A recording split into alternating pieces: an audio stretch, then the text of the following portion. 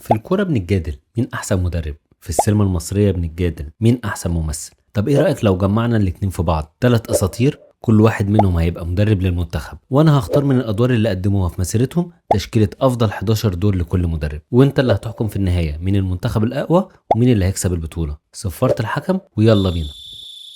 المدرب الأول اللي معانا هو الزعيم عادل إمام، وطبعا مش محتاج أقول لك إنه واحد من أهم الممثلين اللي ليهم بصمة في تاريخ السينما المصرية، وإنه لحد ما قرر يبعد عن الفن بإرادته كان لسه في القمة. وفكرة إنك تختار 11 دور بس في أعماله دي عبارة عن مهمة شبه مستحيلة.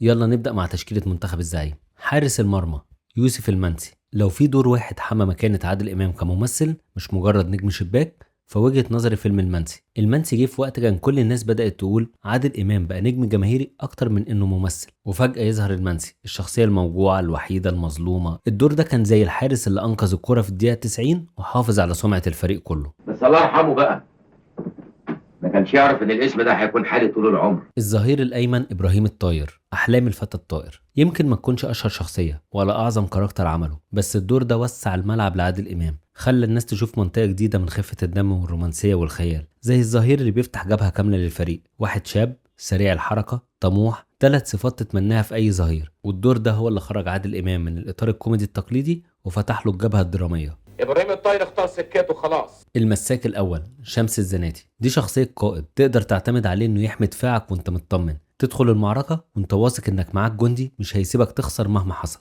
شخصية قدرت تكسب الشعبية الكبيرة، وفي نفس الوقت قدرت تخلي عادل إمام متماسك لفترة أطول على القمة، وتقدر تقول إنه حمى الشكل البطولي لعادل إمام في الأدوار الشعبية.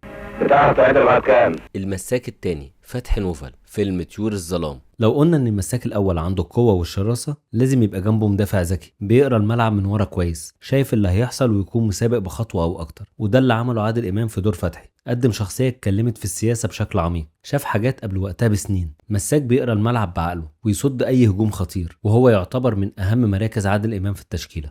اعتبرها زي ما تعتبرها. نيجي بقى للظهير الايسر فارس الحريف. هنا الجمهور كان متعود على عادل امام الكوميديان والنجم الجماهيري، فجأة يطلع الحريف. الدور ده فتح جبهة جديدة في موهبة عادل امام، زي الظهير اللي بيفتح الملعب ناحية محدش كان يتوقعها، وقدر يخليك تتفرج على الجانب الجمالي في اداء عادل امام.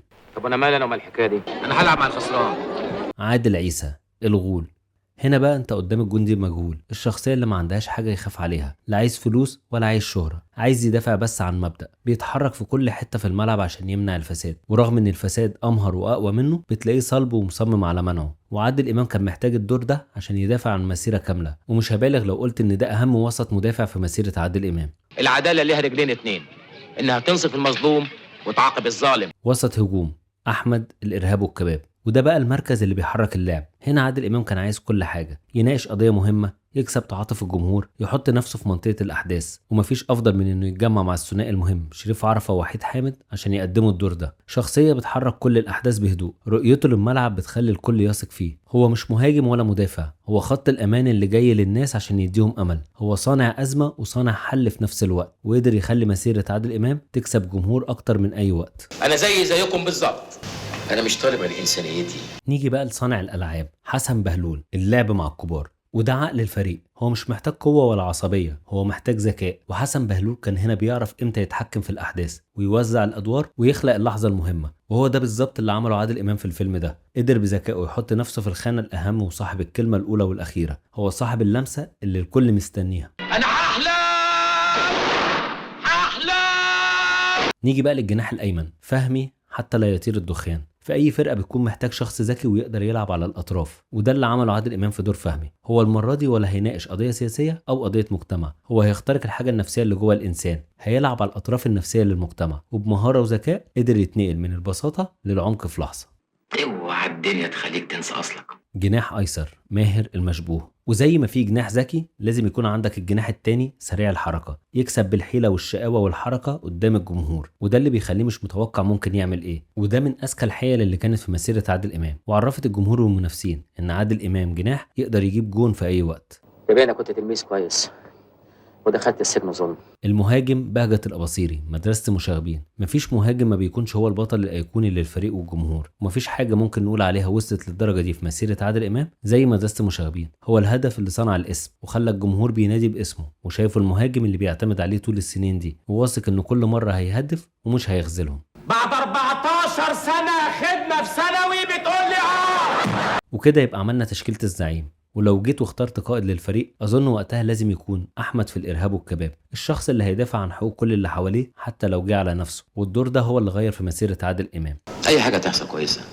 حلوه وحشه مش مهم. ولو انت متفق معايا على تشكيلة الزعيم دوس لايك، ولو انت مختلف معايا اكتب لنا في التعليقات ايه الادوار اللي كانت لازم تخش التشكيلة، ومين قائد الفريق في نظرك في منتخب الزعيم. الونجي ماشي بالكوره، هجيب جول هجيب جول. ندخل بقى على المدرب التاني اللي معانا، هو الامبراطور احمد زكي. احمد زكي يعمل شخصيه فتبقى الشخصيه نجم، فاحمد زكي بيجي وراك. واحد من اعظم الممثلين في تاريخ السينما العربية، ويمكن اكتر ممثل قدر يحول نفسه لشخصيات مختلفة لدرجة انك احيانا كنت بتنسى ان اللي قدامك ده احمد زكي اصلا. وعشان كده اختيار 11 دور بس من مسيرة الامبراطور عبارة عن تحدي صعب جدا، لان تقريبا كل دور يقدر يدخل التشكيلة الاساسية وينافس. يلا نبدأ مع تشكيلة الامبراطور. حارس المرمى احمد سبع الليل البريء. وحيد حامد كتب الدور ده وهو شايف وش احمد زكي بعينه. الفيلم اتمنع من العرض 19 سنه كامله، وبرغم ده اعتبره كتير سواء نقاد او جمهور انه اهم فيلم في مشوار احمد زكي. لو الاداء ده فشل الرساله السياسيه الجريئه كانت ممكن تضيع وسط الرقابه. الحارس اللي انقذ المباراه الاخطر في تاريخ الفريق. اعداء ايه؟ ده هو اللي فطمني وهو اللي نورني وجالي على مهمتي في الجيش. اما بقى الظهير الايمن منتصر عبد الغفار الهروب. بعد سنين من الادوار الواقعيه المرهقه نفسيا احتاج احمد زكي دور اكشن جماهيري واسع، وده اللي لقاه في منتصر في الهروب. الفيلم حقق نجاح تجاري ضخم ووصل ضمن افضل 100 فيلم مصري. الظهير اللي بيربط دفاع الفريق بهجومه، وهنا ربط زكي بين مصداقيته الفنيه وجماهيريته التجاريه. اوعدك بعد ما اخلص من الحكايه دي هجيلك بنفسي.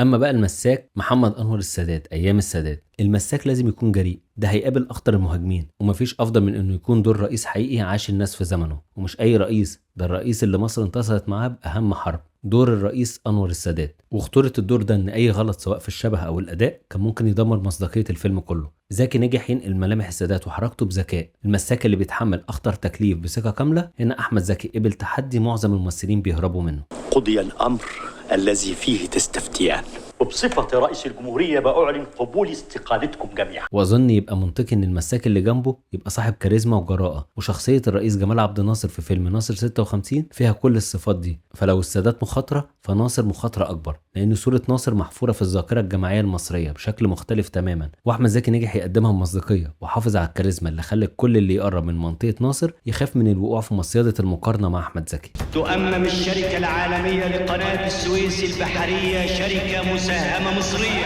اصرف نظر يا محمود يا فهيم، أنا راضي بحالي كده. الظهير الايسر طه حسين الايام. الظهير الايسر وظيفته انه يفتح جبهه من ناحيه محدش متوقعها ويسيبها مفتوحه لباقي الفريق يستغلها بعدين. وزكي اختار الدور ده من سنه 1979 قبل ما يبقى نجم كبير، وفتح بيها جبهه ادوار التحول والتقمص الكامل في مشواره من اول يوم. الجبهه دي فضلت مفتوحه وكبرت بعدين عشان نشوف الناصر والسادات وحليم. يعني الدور ده مش بس اثبت قدرته، ده هو اللي حدد نوع المشوار اللي هيمشي عليه احمد زكي بقيه حياته.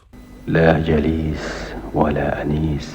وسط مدافع مصطفى خلف المحامي ضد الحكومة. وسط المدافع شغلته يدافع، بس في العصر الحديث بقى أعظم وسط مدافع هو اللي بيقدر يطلع من مكانه ويسجل هو نفسه الهدف الحاسم. وأحمد زكي احتاج الدور ده تحديدا عشان يدافع عن مكانته كممثل للشارع المصري، وساعده في ده مخرج الوقائع عاطف الطيب. وهنا أحمد زكي ما كانش عايز الشهرة اللي بياخدها المهاجمين والأجنحة، كان مستعد إنه يضحي بنجم شباك تجاري عشان يختار الدور اللي هيدافع عن مسار كامل في مشواره، المسار اللي خلاه يبقى أهم صوت للعدالة في السينما المصرية. تاجرت في كل شيء، في القانون والأخلاق والشرف، أنا لا أنكر شيئا. وسط مهاجم يحيى أرض الخوف. وسط المهاجم هو خط الأمان اللي بيوصل اللعب من الدفاع للهجوم وقت الحاجة، وأحمد زكي اختار الدور ده في مرحلة متأخرة في حياته وسط ظروف صحية صعبة. يعني اختار يربط بين زكي الشاب اللي قلب الدنيا بأدوار التحول وزكي الكبير اللي عايز يثبت إن الإحساس ده لسه موجود. الدور ده بعتبره إنه وصل بين بداية مشواره ونهايته بخط واحد، والجايزة اللي خدها عن دوره في الفيلم ده كأنها جايزة رجل المباراة.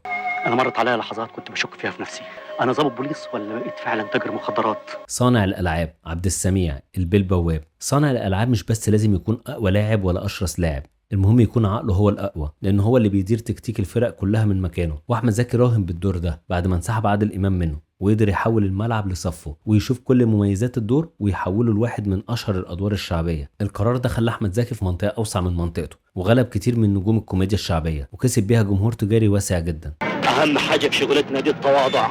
أنت من دلوقتي فرحات بس. وانت عبد السميع؟ لا، أنا المعلم عبد السميع. الجناح الأيمن علي عبد الستار، الحب فوق هضبة الهرم. معروف ان الجناح دوره يفتح جبهة على الخط حتى لو مش قادر يدخل لجوه بسهولة، واحمد زكي اختار الدور ده في بداية مشواره وفتح بيه جبهة صوت الطبقة المتوسطة المقهورة، جبهة كسبته جمهور وفي ومخلص في بداية مشواره. يعني الدور ده هو اللي بنى له قاعدة جماهيرية ثابتة قبل ما يخوض في المخاطرة الكبيرة بعدين. مش معقول اتعلم 16 سنة وفي الاخر اتعين في وظيفة مانيش عارف ايه هي. الجناح الايسر سيد غريب، اضحك الصورة تطلع حلو. لو كان الجناح الاول شاب سريع عشان شباب، كان لازم يبقى الجناح التاني خبرة، عنده ذكاء يفتح بيه جبهة إنسانية بعيد عن كل التمرد اللي عاشه في السنين اللي قبلها، وهو ده اللي عمله أحمد زكي في لحظة وسط ضغط المباراة والنتيجة صعبة. اختار الدور اللي في آخر مشواره وقدم مش بس مهارات فنية، لكن قدم جيل جديد يمسك الجبهة بعده زي كريم عبد العزيز ومنى زكي. كلمة أنا بحبك عقد، الوعد بالجواز ده أكبر عقد. المهاجم هشام ابو الوفا، زوجة رجل مهم. المهاجم مهمته يسجل الهدف اللي يوصل صوت الفريق لأبعد نقطة، واحمد زكي باختياره للدور ده في فترة صعوده سجل هدفه الأول على المستوى العالمي، وده حصل لما خد تقدير روبرت دينيرو الشخصي في مهرجان موسكو غير جايزة مهرجان دمشق. القرار ده حول أحمد زكي من نجم مصر كبير لممثل معروف على المستوى العالمي، وده الهدف اللي وسع حدود مشواره لأبعد من مصر والعالم العربي. انا العميد هشام ابو الوفا من المباحث سابقا. ولو جينا اخترنا قائد لمنتخب الامبراطور، انا شايف انه الجناح الايمن علي عبد الستار، الحب فوق هضبة الهرم، وده لانه ده الدور الوحيد اللي ما كانش كاركتر لاحمد زكي، وده كانت صعوبة الدور، والدور ده كان هو بداية دخول موهبة احمد زكي لقلوب الجماهير. المدرب الثالث معانا هو الفيلسوف نور الشريف. يا نهار ابيض على نور الشريف، مش سهلة ابدا تبقى نور الشريف. الفنان اللي قدر يعمل المعادلة الأصعب في تاريخ الدراما والسينما المصرية، فنان مثقف يرضي الجمهور والنقاد في نفس الوقت. المشكلة الحقيقية مع نور الشريف إنك مش بتختار أفضل أدواره، أنت بتحاول تستبعد أدوار عظيمة عشان تعرف تكمل التشكيلة، وعشان كده التشكيلة الجاية مش مجرد أشهر الشخصيات، لكن فريق كامل يمثل كل جوانب عبقرية نور الشريف. يلا نبدأ في تشكيلة الفيلسوف. حارس المرمى حسن سلطان، سواق الأتوبيس. الحارس مهمته يحمي الفريق كله من الخسارة حتى لو باقي الفريق لعب كويس، ونور وقتها كان قاعد في خانة الفتى الوسيم الرومانسي، وده مسار كان ممكن يحبسه فيه للأبد. اختياره للدور ده كان قرار واعي، إنه يدافع عن مستقبله كممثل جاد قبل ما يتأخر، وحماه فعلا من إنه يفضل نجم مظهر بس. اديكي فاكرة يا حاجة ابوكي عمل معاكي ايه؟ مدلك ايده ولا باع واشترى فيكي؟ الظهير الأيمن شحات أبو كف، غريب في بيتي. من أهم صفات الظهير إنه بيفتح جبهة هجومية جديدة من غير ما يسيب مركزه الأساسي، وده اللي عمله نور في قمة مرحلته الدرامية الجادة. اختار الدور الكوميدي التجاري، قرر إنه يفتح جبهة جماهيرية واسعة من غير ما يفقد مصداقيته كممثل واقعي، فتح بيه سوق جديد كامل وفضل في نفس الوقت ماسك مكانه في الدراما الجادة. شحات ابو كاف بتاع الكورة وعندي ماتش مهم بكرة. مساك واحد زعتر، أهل القمة. المساك بيسرق الكرة من الخصم في أصعب اللحظات، وده بيخلي الفريق يثق فيه أكتر إنه يقدر يرجع في المباراة. واختيار نور لشخصية معقدة أخلاقيا من نجيب محفوظ كان قرار إنه يسرق احترام النقاد والمثقفين ويثبت مكانه وسط جيل الواقعية الجديدة. عاطف الطيب، علي بدرخان، كممثل بيتحدى نفسه مش بس نجم شباك. الواحد وسط الوحوش لازم يبقى غول يا سيد زغلول. المساك 2 مختار، الرجل الآخر. دايما المساك اللي بيميزه هو القرار ورؤيته في الملعب، وده اللي عمله نور لما اختار الدور ده وقت ما كان التلفزيون بديل ضروري وقت تراجع السينما. وقراره ده كان عودة محسوبة للدراما التلفزيونية حتى لو كلفته انه يكتئب 3 أسابيع بعد التصوير. الدور ده اثبت ان نور الشريف هو المدافع الصلب صاحب الرؤية اللي تخليه يحافظ على مشواره. الحرام اللي ايدي اتمدت له زمان، انت اللي دفعت ثمنه دلوقتي. الظهير الايسر الخليفه عمر بن عبد العزيز. الظهير الايسر رغم مهارته مش هتلاقيه متصدر الاخبار، بس هو اللي هيحافظ على استقرار واحترام الفريق كله. واختيار نور لدور تاريخي ديني تقيل كان قرار انه يبني مصداقيه تعيش لسنين بعيد عن صوره نجم الموضه، وانه قادر بخط دفاعه يعمل جبهه تثبت ان الفنان المصري يقدر ينافس اي فنان في العالم. والدور ده كان استثمار طويل لصوره هتفضل في ذهن الجمهور. استخلفه هي خلافه ام ولايه عهد. وسط مدافع ناجي العلي. وسط المدافع بياخد كل الضربات نيابه عن الفريق عشان الباقي كله يلعب بامان، ونور اختار يدفع ثمن شخصي عالي، هجوم اعلامي 6 شهور وصل بيه التفكير للهجره عشان يحمي قصه كان مؤمن بيها. القرار ده ما كانش الدفاع عن الدور، كان دفاع عن مبدأ كامل في مشواره، وهو اللي رسخ صورته كممثل مستعد يضحي بسلامته الشخصيه عشان الفن. عزيزي القارئ، اسمح لي اقدم لك نفسي. اسمي حنظله. وسط مهاجم عمر الصرخه. وسط المهاجم هو اللي بيبني المنظومه الهجوميه وصاحب ال3 رئات، هتلاقيه داخل في كل كره عشان يخلي الاستحواذ مع الفريق. وهنا نور حتى بعد ما بقى نجم كبير اختار يدخل تحدي تمثيلي قاسي، دور من غير حوار واحد، شاب ما بيسمعش ولا بيتكلم، وكل ده عشان يثبت لنفسه وللجمهور انه لسه قادر انه يخش اصعب التحديات حتى وهو في القمه، مش بس عشان يحصد التتويج السهل. ونور هنا كان وسط مهاجم، نجم الفريق اللي عنده استعداد يقدم فيلم طالع اخرس فيه بس عشان في قضيه مهمه، وهيقدمها بكل هدوء لكن بحرفنه، وهيوصلها لنقطه الهجوم بكل سهوله حتى لو دخل في اصعب التحديات. أبا صانع الألعاب ابن رشد. المصير. صانع الألعاب بيرفع مستوى الفريق كله بفكره من غير ما حتى يحتاج يجري كتير. وتعاون نور الشريف مع يوسف شاهين كان قرار ذكي جدا. انا هطلع امكانياتي بس المره دي مش في المحلي لكن في الدولي، بس مش هروح لهم بفكرهم، انا اللي هبني فكري، هعمل فيلم عالمي بروح عربيه مش العكس. ودي فلسفته اللي شبه فلسفه يوسف شاهين، ويوسف شاهين اداله الشاره عشان يكون صانع العاب لموهبته ولتاريخه العربي. ومين قال لك ان علي قادر يصدق ولا يتصور؟ جناح الايمن ابراهيم حبيبي دائما. الجناح بيجيب الحماس الاول اللي يفتح المباراه، واختيار نور المبكر لادوار رومانسيه بنى له قاعده جماهيريه واسعه من البدايه. القاعده دي كانت الرصيد اللي صرف منه بعدين لما قرر يدخل في ادوار واقعيه اصعب واخطر. اللي عرفوا الحب مش هنخاف منه، واللي ما عرفوهوش يجوا يتعلموه مننا. الجناح الايسر عبد الغفور البرعي. لن اعيش في جلباب ابي. اهم حاجه في الجناح ان يكون عنده حلول، ولما يلاقي جبهه مقفوله يبدا يدور على جبهه تانية يخترق بيها صفوف المنافسين عشان يكسب الفريق. وده اللي عمله نور الشريف لما حس ان السينما مقفوله ما عانتش واختار يروح للتلفزيون ويقدم دور بذكائه يعيش ترند لحد دلوقتي، لدرجه ان في ناس بتقول عليه افضل مسلسل في التاريخ ومحدش بيزهق منه. القرار ده رجع له شعبيه ضخمه من غير ما يعتمد على السينما، واثبت انه يقدر يكسب لوحده في ملعب مختلف وقت ما الملعب الاساسي بيضعف. الدنيا ما بتديش غير للي يقدر ياخد وعاوز ياخد. المهاجم كمال عبد التواب. العار. المهاجم مهمته يسجل الهدف اللي يوصل لقلب الجمهور، مش بالضروره الهدف الارقى فنيا. ونور قلب نفسه انه فضل متردد بين الدور ده ودور رئيس النيابه الاصعب فنيا، واختار كمال بحسابات جماهيريه صرف. ده قرار واعي ومحسوب انه يكون الهداف اللي الجمهور بيحبه، مش بس اللاعب اللي النقاد يقدروه. واختياره ده هو اللي خلق واحده من اشهر لحظاته في الذاكره الشعبيه. اذا كان حلال ادينا بنشربه، واذا كان حرام ادينا بنحرقه. ولو جينا اخترنا قائد لمنتخب الفيلسوف فانا شايف انه عمر في الصرخه، لان صعوبه الدور ده ان الممثل ما بيقولش ولا كلمه وقدر يوصل لك احساسه وكل اللي عايز يقوله. لو متفق معايا في اختياراتي دوس لايك، ولو مختلف معايا اكتب لي في التعليقات ايه الادوار اللي كانت محتاجه تخش التشكيله. وبكده صفاره النهايه انطلقت والثلاثه مدربين بقوا جاهزين للبطوله، ومستني اعرف في التعليقات ايه التشكيله الاقوى اللي هتكسب البطوله. لو عجبتك الحلقه دوس لايك وشير عشان توصل لكل الناس، وتقول لي لو عايز حلقه تانية بنجوم تانيين اكتب لي في الكومنتات.